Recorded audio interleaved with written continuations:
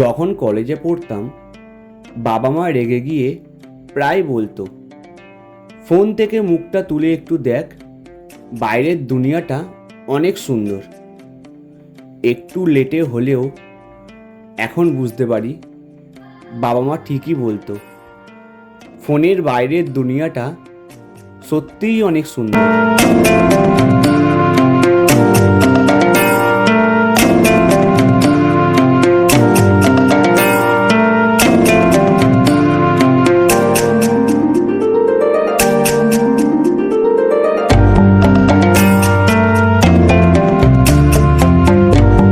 ঘড়ির কাঁটায় এখন বাজে 8:45 আর রেডি হয়ে গেছি আমি আর মাম্পি। এই যে দুজনের সেই আই লাভ অরুণাচল ইউনিফর্ম পরে নিয়েছি।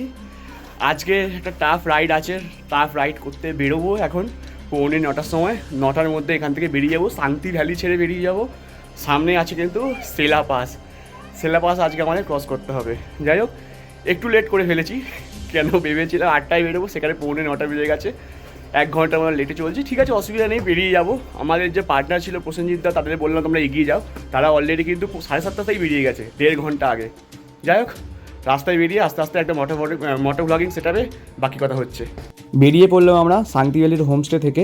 ঘড়িতে সময় এখন 9:12, প্রায় আরও 25 মিনিটের মতো লেট হয়ে গেল সব লাগেজ সেট করতে করতে। যাই হোক, তো এখন আমরা 5 কিলোমিটার সামনে যাব, গিয়ে মেন রাস্তায় উঠবো। আর মেন রাস্তা থেকে আমরা রাইট সাইড নেব, তাওয়াংয়ের দিকে যাব। তো চলো একদম মেন রোডে উঠে বাকি কথা হচ্ছে। উঠে পড়লেও আমরা মেন রাস্তায় তাওয়াং রোডে। এই রাস্তাটা সোজা একদম তাওয়াং পর্যন্ত যাচ্ছে। আর সামনে পাবো আমরা দিরাংয়ের সেকেন্ড গেট। বলতে বলতে এসেই গেছি, এটাই হলো দিরাংয়ের সেকেন্ড গেট। আর সামনে এই যে নিচের দিকটা দেখতে পাচ্ছ তোমরা, এই দিকটাই কিন্তু দিরাংয়ের মার্কেট আর হোমস্টে হোটেল সব কিছুই আছে। আর আমাদের হোটেল যেখানে ছিল শান্তি ভ্যালিতে, ওখান থেকে আজকে শিলাপাসের ডিস্টেন্স হবে মোটামুটি ওই 72 কিলোমিটার্সের মতো। কিন্তু আমরা প্রথমে ঠিক করছি যাবো বৈশাখী পর্যন্ত। আমাদের হোটেল থেকে বৈশাখীর ডিস্টেন্স ওই মোটামুটি ধরে রাখতে পারো 57 কিলোমিটার্সের মতো হবে। তো আমরা ননস্টপ জার্নি করবো এখন বৈশাখী পর্যন্ত। আর বৈশাখী থেকেই কিন্তু শিলাপাসের আসল চড়াই শুরু হবে। সামনে একটু অফরোড পেয়ে গেছি আমরা। আমি জানতাম যে দিরাং থেকে বেরোনোর সময় রাস্তা একটু খারাপ আছে, বাট এটাকে তো আমি খারাপ বলবো না। আসলে এখানে রাস্তার কনস্ট্রাকশনের কাজ চলছে, তাই দেখতে পাচ্ছি মাটি আর পাথর দিয়ে এখানে ড্রেসিং করা আছে।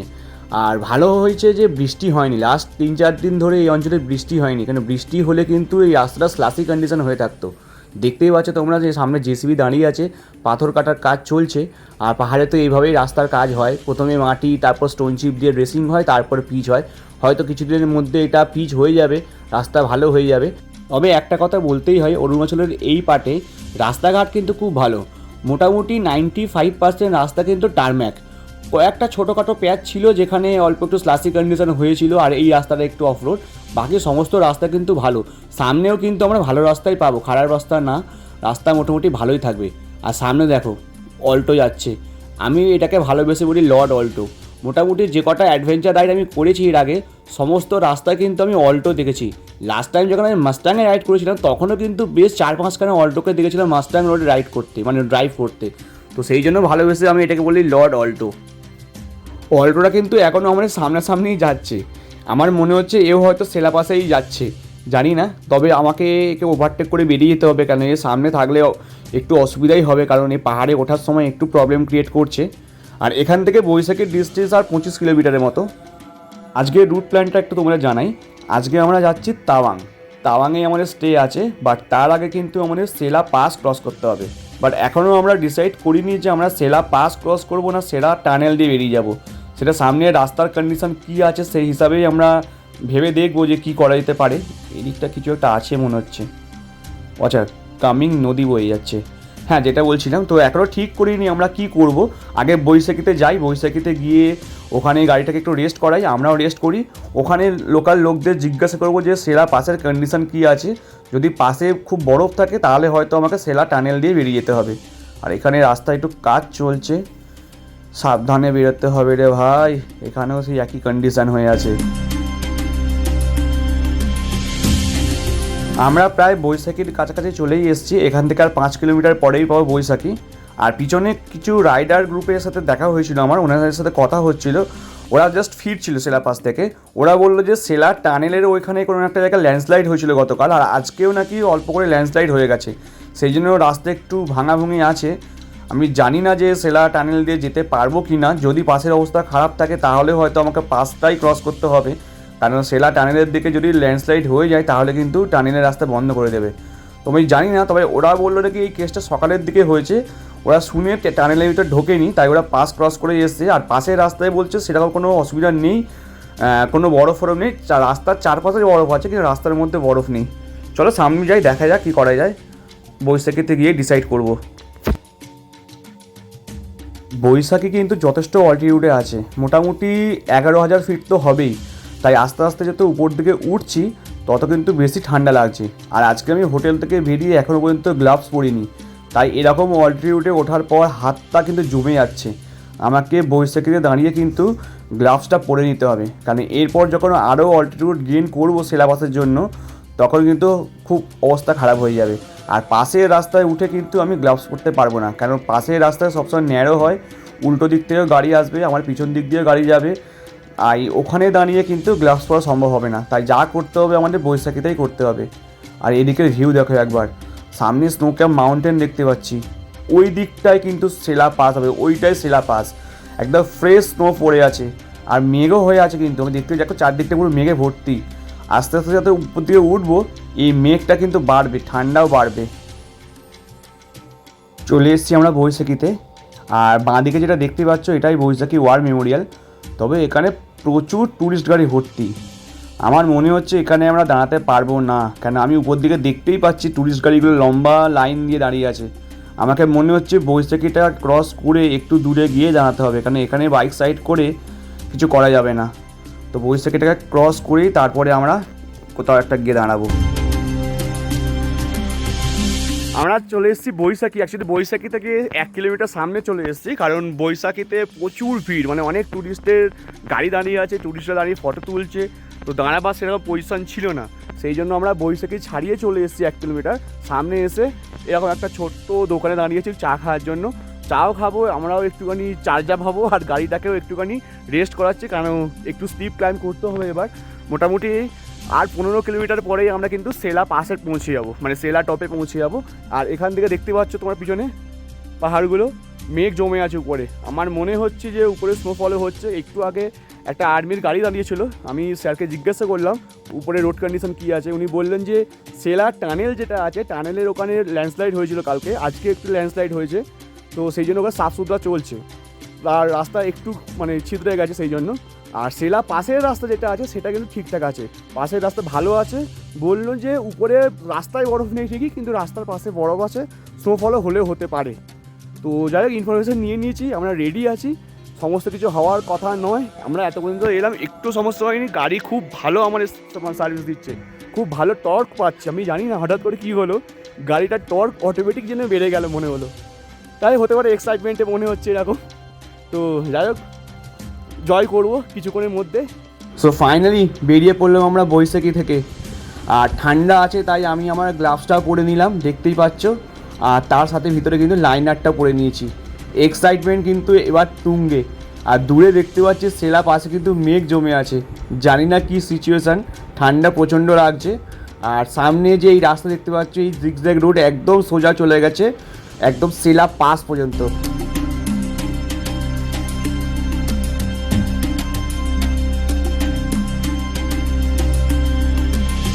একটা 3 মাথা রোডে আমরা চলে এসেছি, এই দিকটা সেলা টানেল আর এই দিকটা সেলা পাস। আমরা এই সেলা পাসের রাস্তা ধরেই যাব, টানেলকে অ্যাভয়েডই করবো আজকে আমরা। চলো আস্তে আস্তে কিন্তু আমরা অনেকটা অল্টিটিউড গেইন করে নিয়েছি। আর সামনে দেখো ইয়াক, ঠান্ডার জায়গায় এই ইয়াক কিন্তু প্রচুর দেখা যায়, জানি না এরাও সেলা পাস ক্রস করবে কি না। যাই হোক, তো বাঁদিকের একবার অবস্থা দেখো, বাঁদিকে কিন্তু স্নো ক্যাপ মাউন্টেন দেখা যাচ্ছে, সেলা পাস দেখা যাচ্ছে, এদিক দিয়েই বরফ পড়ে আছে। আর সেলা পাসের রাস্তা কিন্তু একটু খারাপ, শুধু সেলা পাসের রাস্তা না, যে কোনো পাশের রাস্তা কিন্তু একটু খারাপই হয়, দেখতেই পাচ্ছ একটু রাস্তার অবস্থা ডামাডোল আছে, তো আমাকে একটু সাবধানে গাড়ি চালাতে হবে। আর পাশের রাস্তা কিন্তু কোনো গার্ড থাকে না, দেখতেই পাচ্ছ ডান দিকটা একদম ওপেন, তাই একটু তোমাকে দেখে শুনে গাড়ি চালাতেই হবে, কেন উল্টো দিক থেকেও কিন্তু গাড়ি আসছে। আর 2 কিলোমিটার পরে পৌঁছে যাব আমরা। সো ফাইনালি এসে পৌঁছে গেছি আমরা তাওয়াংয়ের গেটে। আর দেখো লেখা আছে Sela pass, welcome to Sela pass, altitude 13,700 feet. আর এই গেটটা ক্রস করে কিন্তু সামনে আমরা সেলা পাসের বোর্ড দেখতে পাবো। আর এই সামনে দেখতে পাচ্ছি আমি প্রচুর ট্যুরিস্ট ভেহিকেল দাঁড়িয়ে আছে, ওখানে সব ফটো সেট করছে। আমরা এক্ষুনি ওখানেই যাব, ওখানে গিয়ে বাইকটা রাখবো, রেখে বেশ একটু ফটোশ্যুট করবো, ভিডিওগ্রাফি করবো, আর তোমাদেরকেও সবটা দেখাবো। চলো।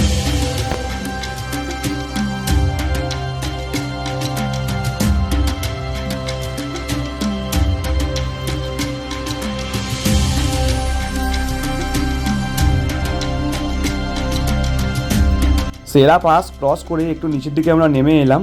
আর বাঁ দিকে যেটা দেখতে পাচ্ছ এটা কিন্তু সেলা লেক। চলো একটু সামনে থেকে ভালোভাবে তোমাদের ভিউ দেখাচ্ছি। সেলা পাস ক্রস করে আমরা চলে এসেছি সেলা লেকে। জাস্ট সেলা পাসটা ওই উপর দিকটা সেলা পাস, ওই সেলা পাসটা ক্রস করলাম। ক্রস করে কিন্তু এই রাস্তা দিয়ে আস্তে আস্তে নেমে চলে এলাম এখানে আমার বাইককে দাঁড় করিয়ে দিয়েছি। আর এই পিছন দিকটায় সেলা লেক। জাস্ট সেলা পাস থেকে 100-200 মিটার পরে কিন্তু সেলা লেক, সেলা পাস থেকেই দেখা যাচ্ছে। তো আমরা একটু ফাঁকায় চলে এলাম যাতে ফটোগ্রাফি ভিডিওগ্রাফি খুব ভালোভাবে করতে পারি সেই জন্য। আর দেখতে দেখতে মেঘ করে গেল আকাশ। ঠান্ডা কিন্তু প্রচণ্ড আছে, প্রায় 4-5 ডিগ্রি টেম্পারেচার আছে। তবুও আমি কান খুলে রেখেছি, হাত থেকে গ্লাভসটা খুলে রাখলাম। এখন একটু হাত সেঁকবো, ইঞ্জিনে হাত জমে গেছে রীতিমতো। যাই হোক, তো সেলা পাসে এত ইজিলি উঠে যাবো ভাবতে পারিনি, উঠে গেছি। আর সেলা লেকটা দেখতে কেমন লাগছে দেখো, আমি একবার ঘোরাচ্ছি, সেলা লেকটা দেখাচ্ছি তোমাদের, তারপর তোমাদের এই সেলা লেকের একটা ইতিহাস বলবো। চলো আগে সেলা লেকটা ভালোভাবে দেখিয়ে দিই।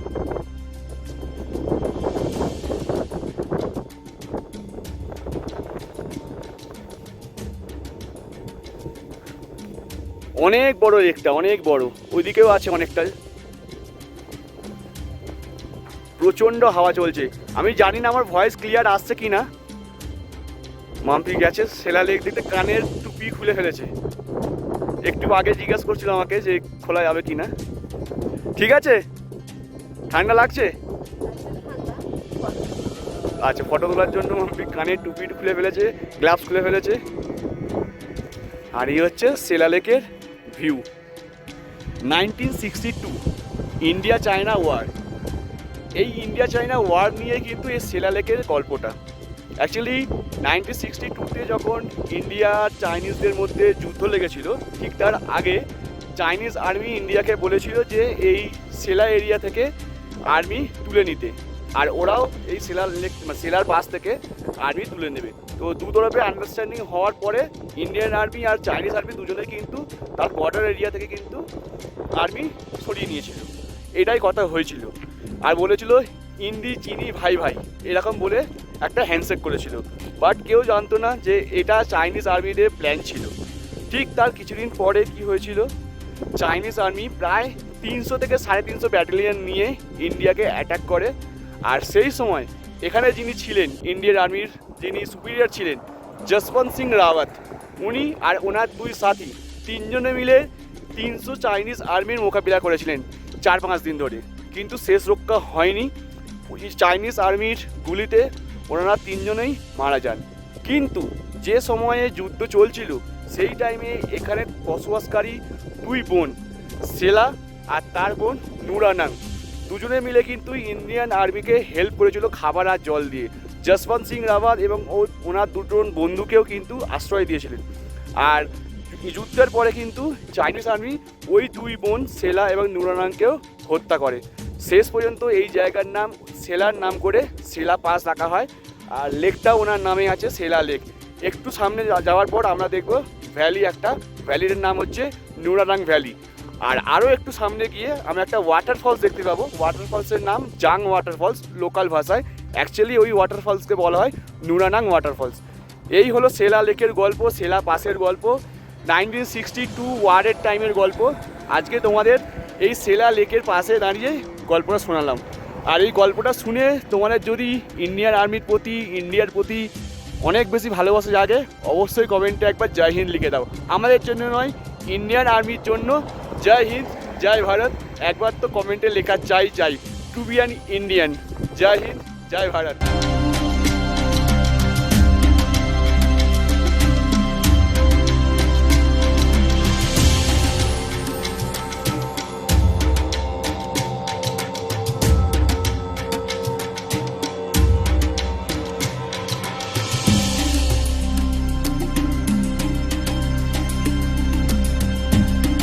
সেলা পাস আর সেলা লেকের সামনে বেশ অনেকটা সময় আমরা কাটালাম। এখানে প্রকৃতির একটু ফিল নিলাম, অনেকক্ষণ ধরে একটু জল খেলাম, খেয়ে রেস্ট করে তারপর আমরা বাকি জার্নিটা কন্টিনিউ করছি। এখন আমরা এখান থেকে যাব যশবন্তগড় ওয়ার মেমোরিয়ালের দিকে। এখান থেকে এক্স্যাক্টলি লোকেশান ওই 25-26 কিলোমিটার হবে হয়তো, আমি এক্স্যাক্টলি কত কিলোমিটার জানি না, কারণ জিপিএস আজকে আমি মারিনি। আর এই দিকটা দেখো, সেলা লেকটা কতটা ওয়াইড, দেখো কতটা দূর পর্যন্ত বিস্তৃত। সেই দূরে কোনো পাহাড়ের ফাঁকে হয়তো চলে গেছে এই লেকটা, জানি না। আর এই দিকটা একবার দেখো, টুকরো টাকরা বরফও দেখতে পাচ্ছে কিন্তু পাহাড়ের চূড়ায়। এই দিকটাতেও দেখতে পাচ্ছি পাহাড়ের চূড়ায় মেঘ জমে আছে, আর পাহাড়ের চূড়ায় বরফ হয়ে আছে, বরফ পড়ে আছে। ফ্রেশ স্নোফল কিনা সেটা জানি না, বাট বরফ কিন্তু এখনও দেখতে পাচ্ছি আছে। রাস্তায় বরফ নেই ঠিকই, কিন্তু পাহাড়ের চূড়াইগুলো কিন্তু ছিটে ফোটা বরফ কিন্তু আছে।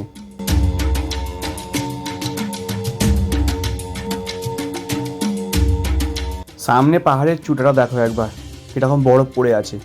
এটা কিন্তু ফ্রেশ স্নোফলই হবে, কারণ দেখতে পাচ্ছি সাদা ধপধপ পড়ছে। হয়তো হতে পারে গতকাল রাতে বা আজকে ভোরের দিকেই স্নোফল হয়েছে। এই দেখো ভর্তি বরফ, কিন্তু এই দিকটাতে অতটা নেই, কিন্তু সামনের বরফ কিন্তু আছে। এটার কথা একটু আগে আমি বলছিলাম যে পাহাড়ের চূড়োগুলোতে কিন্তু বরফ আছে। সেলাতে বরফ পাইনি ঠিকই, বাট আগামীকাল হয়তো আমরা বুমরাতে বেশ ভালো বরফ পাবো। এই দিকটাতে একবার দেখো, এই দিকের পাহাড়গুলোতে কিন্তু বেশ ভালো বরফ আছে। যত আমরা সামনে দিকে এগিয়ে যাচ্ছি সবকটা পাহাড়ে কিন্তু চূড়াতে আমি বরফ দেখতে পাচ্ছি। ফ্রেশ স্নোফলই হয়েছে, কারণ এখন এরকম সাদা ধপধপ পড়ছে মানে নিশ্চয়ই আজকেই এটা স্নোফল হয়ে গেছে কিছুক্ষণ। আর এই দিকটা দেখো একবার, মেঘ করে আছে, যে কোনো সময় কিন্তু স্নোফলও হতে পারে, কারণ যেহেতু মেঘ করছে টেম্পারেচার আরও কিন্তু ফল করবে। আর এখন ঘড়িতে বাজে 1:15। তো যত সামনের দিকে সময় গড়াবে, যত বিকাল হয়ে আসবে সন্ধ্যের টাইমটা করে কিন্তু স্নোফল হওয়ার চান্স থাকে এইসব জায়গায়।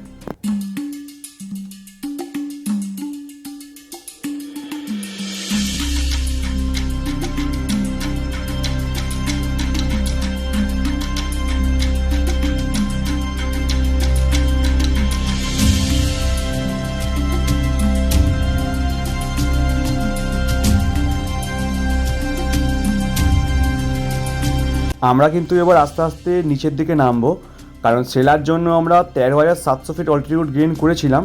এবার সমস্ত রাস্তাটা মানে নিচের দিকেই নামতে হবে। আর এখানে মনে হচ্ছে কোনো একটা ওয়াটারফলস আছে, আওয়াজ পাচ্ছি কিন্তু দেখতে পাচ্ছি না। ডেফিনেটলি কোনো না কোনো ওয়াটারফলসই আছে নিচের দিকটা, দেখতে পেলাম না।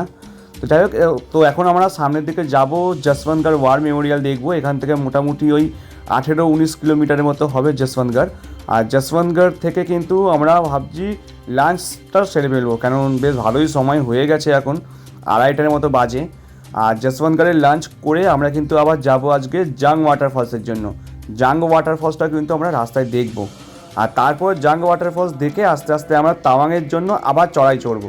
তাওয়াংটা মোটামুটি ওই 7,500-8,000 ফিট অল্টিটিউডেই আছে। তো আপাতত এখন আমরা নিচের দিকে নামবো, তারপরে কিন্তু আবার তাওয়াংয়ের জন্য চড়াই চড়বো।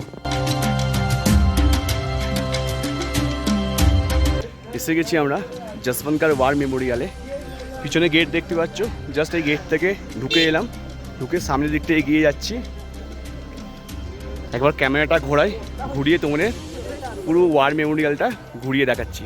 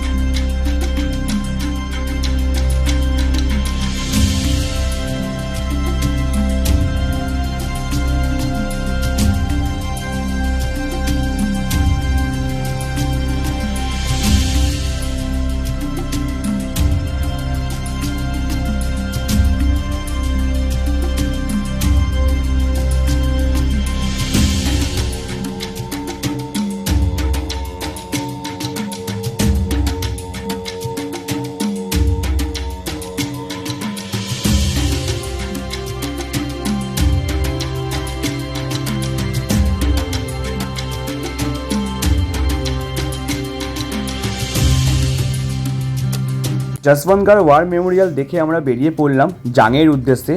আর যশবন্তগড় থেকে জাংয়ের ডিস্টেন্স 20 কিলোমিটারের মতো, আর জাং ওয়াটারফলসের ডিস্টেন্স কিন্তু 22 কিলোমিটারের মতো। কারণ এই রাস্তা থেকে 2 কিলোমিটার ভিতর দিকে আমরা ঢুকতে হবে জাং ওয়াটারফলস দেখার জন্য। আর ভেবেছিলাম আমরা যশবন্তগড়ে লাঞ্চ করব, কিন্তু লাঞ্চ করা গেল না। তার কারণ হলো 2-1টা আর্মি ক্যান্টিন আছে ঠিকই, কিন্তু সেখানে প্রচণ্ড ভিড়, প্রচুর ট্যুরিস্ট এসছে, ট্যুরিস্টদের লম্বা লাইন খাওয়ার টেবিলে। তো এখানে যদি এখন লাঞ্চ করতে বসে যেতাম অনেকটা সময় চলে যেত, আর এতটা সময় আমরা এখনও ওয়েস্ট করতে পারবো না, কারণ সামনে আমাদের জাং ওয়াটারফলস দেখতেই হবে। জাং ওয়াটারফলস কিন্তু বিকাল 5টা পর্যন্তই ওপেন থাকে ট্যুরিস্টদের জন্য। যশবন্তগড় ওয়ার মেমোরিয়াল দেখে আমরা আবার মোটামুটি ওই 15 কিলোমিটার মতো এগিয়ে এসেছি সামনের দিকে। এখন আমরা 5 কিলোমিটার পিছনে আছি জাংয়ের থেকে। জাংয়ে গিয়ে আমরা জাং ওয়াটারফলস দেখে নিয়ে তারপর আমরা লাঞ্চ করব। আজকেও ঠিক টাইমে লাঞ্চ করা হবে বলে মনে হচ্ছে। রাস্তা খুব সুন্দর, মানে সেরা পাসের পর থেকে রাস্তা খুব সুন্দর, খুব ভালো রাইড হচ্ছে। আর এখন জাং ওয়াটারফলসের দিকে এগিয়ে যাচ্ছি।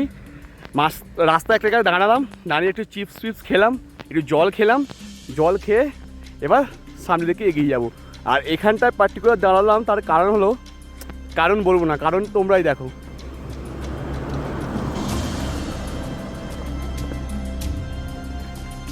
এই হলো ভিউ এখান থেকে, দ্য বিউটি অফ অরুণাচল। ওই দিকটা পর পাহাড়ের সারি। আর যদি আমি একটু এই দিকটা দেখাই, মাঝখানটায় দেখতেই পাচ্ছ তোমরা স্নো ক্যাপ মাউন্টেন। ওখানেই ছিলাম আমরা, ওটাই সেলা, ওখানেই ছিলাম। ওখান থেকে নিচে নেমে এসেছি। গাড়িটা এখানে দাঁড় করানো আছে, মাম্পি বাড়িতে কথা বলছে।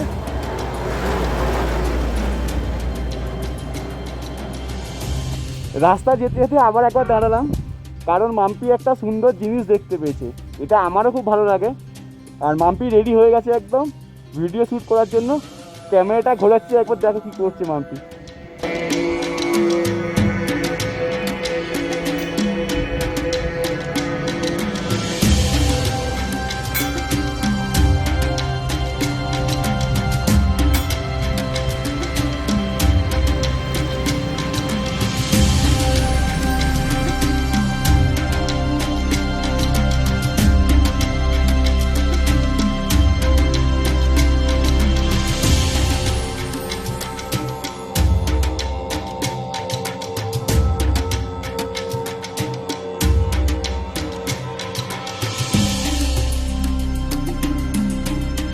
জাং ওয়াটারফলস থেকে আমরা 1 কিলোমিটার পিছনে আছি।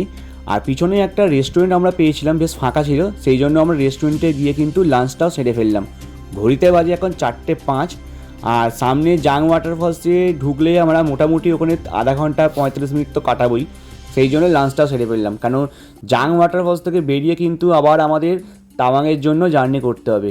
আর ওয়াটারফলস থেকে আমাদের তাওয়াংয়ের হোটেলের ডিস্টেন্স মোটামুটি 30 কিলোমিটারের মতো আছে। আমি একটু আগে জিপিএসটা অন করে দেখেও নিয়েছিলাম। তো যেহেতু অনেকটা সময় হয়ে গেছে, সেই জন্য লাঞ্চের জন্য আর দেরি করলাম না। আর তাছাড়া এই রুটে জাং ওয়াটারফলসে গিয়ে একটু তো সময় কাটাতেই হবে, কারণ এত সুন্দর একটা ওয়াটারফলস। চলো তোমাদের সামনে গিয়েই একদম দেখাচ্ছি ওয়াটারফলসের কী চরিত্র, কত সুন্দর দেখতে লাগবে। চলো একদম ওয়াটারফলসে গিয়েই কথা হচ্ছে। ওয়াটারফলসের রাস্তায় জ্যাম দেখো একবার, সব পরপর গাড়ি দাঁড়িয়ে আছে। আমাকে এদিক ওদিক থেকে কাটিয়ে বেরোতে হবে। আর সামনে কিন্তু ওয়াটারফলস তো আমি দেখতে পাচ্ছি। তবে একটা জিনিস আমি লক্ষ্য করে দেখলাম যে ওয়াটারফলসের রাস্তাটা বেশ ন্যারো, আর পিছনে একটা জায়গায় কিন্তু ওয়াটারফলসে ঢোকার এন্ট্রি ফিও নিচ্ছিল। কিন্তু এখানে কোনো লোক নেই যে এই গাড়িগুলোকে মেনটেন করবে ঠিকঠাকভাবে, কারণ যে যেখানে ইচ্ছে গাড়ি রেখে দিয়েছে রাস্তার উপরেই। আর একেই ন্যারো রাস্তা, তার উপর যদি এইভাবে উল্টো পাল্টাভাবে গাড়ি রেখে দেয় তাহলে কিন্তু সবাইয়েরই প্রবলেম। আমাকে এখন কোনো একটা জায়গায় বাইকটাকে রাখতে হবে। দেখো পার্কিং আছে ঠিকই, কিন্তু যে যেভাবে ইচ্ছে গাড়ি রেখে দিয়েছে। এসে গেছি একদম জাং ওয়াটারফলসের সামনে। ক্যামেরাটা ঘোরাবো, ভয়েস হয়তো অত ভালোভাবে বোঝা যাবে না, কারণ ওয়াটারফলসের জল আর আওয়াজ যা, আমি জানি না ভয়েস ঠিকঠাক বোঝা যাচ্ছে কি না। একবার ক্যামেরাটা ঘোরাচ্ছি, দেখো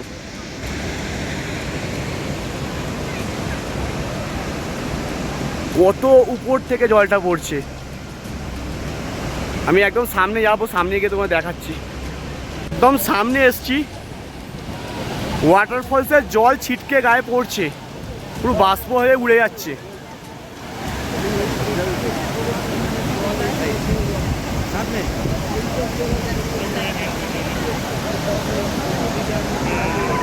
আর এইদিকে নদীর ফ্লো দেখো একবার, যত গ্লেসিয়ার গলছে নদীর ফ্লো তত বাড়ছে।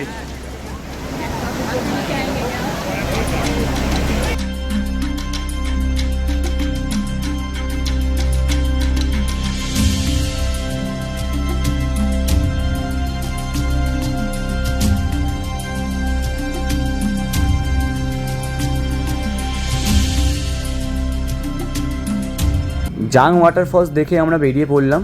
এখন আমাদের জার্নি হবে টুয়ার্ডস তাওয়াং।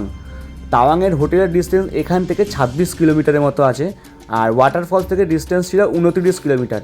অলরেডি আমরা 3 কিলোমিটার জার্নি করে ফেলেছি, আর ঘড়িতে সময় এখন বিকাল 5টা 5। মোটামুটি এখনও আমাদের ওই 40 মিনিটের মতো টাইম লাগবে আমাদের তাওয়াংয়ের হোটেলে পৌঁছানোর জন্য। তো ভাবছি এই 40 মিনিট আমরা ননস্টপ জার্নি করেই নেব, কারণ বেশ অনেকটাই সময় হয়েছে, আর আমি চাইছি না আজকে সন্ধে হয়ে যাক তাওয়াংয়ের হোটেলে পৌঁছাতে।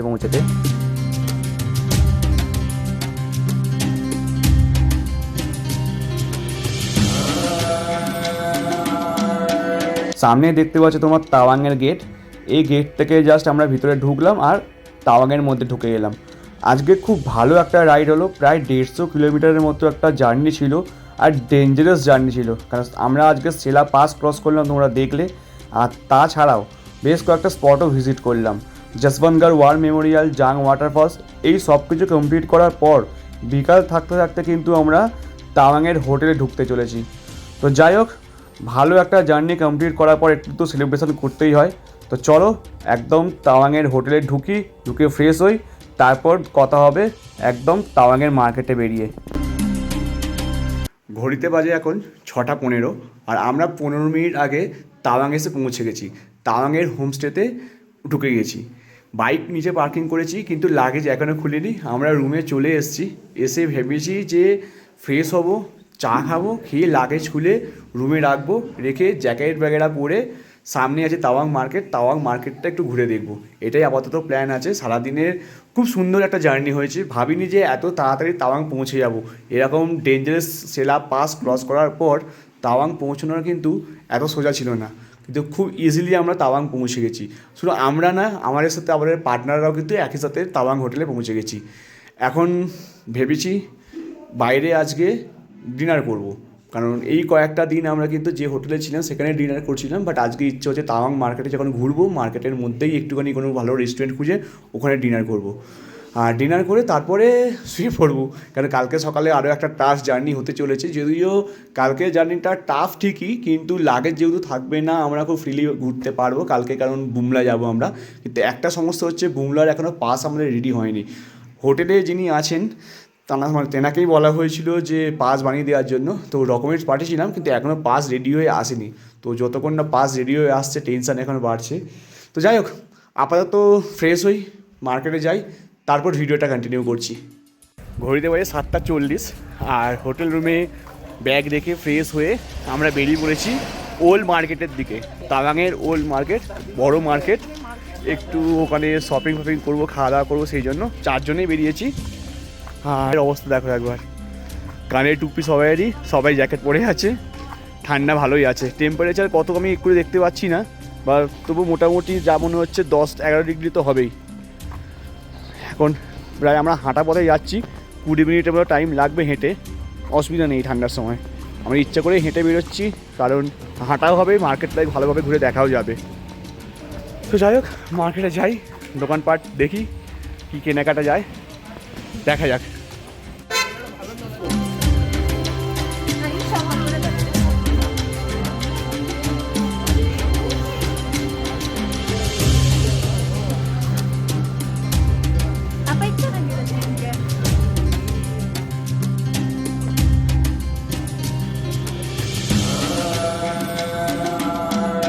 ডিনার আমাদের চলে এসছে, চাউমিন, তারপর চিলি চিকেন, রাইস, আর সাথে আছে পর্ক আমরা খাচ্ছি না, পর্ক শুধু খাচ্ছে প্রসেনজিৎদা, আমরা চিলি চিকেন খাচ্ছি। ঘড়িতে বাজে 9:45, আমরা মার্কেটে খাওয়া দাওয়া করে একটু শপিং করে এখন হোটেলের দিকে ফিরে যাচ্ছি। প্রায় 1 কিলোমিটার রাস্তা আমাদের এখন হেঁটে যেতে হবে, এটাই সবথেকে বড় কষ্টের। অনেক কষ্ট করে হেঁটে 1 কিলোমিটার এসেছি, চড়াই রাস্তা, যদিও এখন ডাউনওয়ার্ডে নামবো। যাই হোক, তো ভিডিওটা শেষ করবো এখন এখানেই, কারণ আর কিছু দেখানোর নেই। রুমে গিয়ে আমরা ঘুমাবো, কারণ কাল ভোরবেলা মানে 7টা সাড়ে 7টার সময় উঠে যেতে হবে বুমলা পাস। যাই হোক, ভিডিওটা শেষ করছি এখানে। ভিডিওটা ভালো লাগলে অবশ্যই একটা লাইক, কমেন্ট আর শেয়ার করে নিও। আর মাম্পি গুড নাইট বলবে সবাইকে। Good night. Good night. চলো, দেখা হচ্ছে আগামী এপিসোডে।